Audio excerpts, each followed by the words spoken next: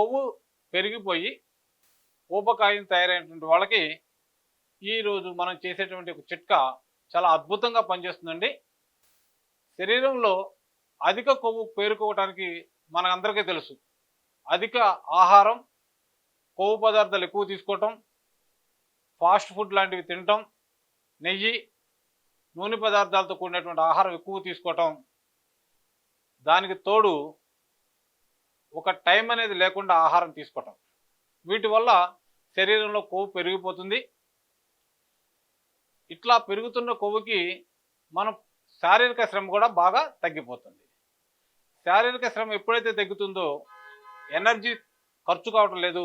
ఖర్చు కాని ఎనర్జీ కొవ్వుగా మారిపోతుంది. అది ఒబిసిటీకి కారణమవుతూ ఉంది. ఇలా పెరిగిపోవటం వలన వాళ్ళ శరీరాన్ని వాళ్ళే మోసుకోలేకపోతున్నారు. గుండె జబ్బులకి కారణమవుతున్నారు.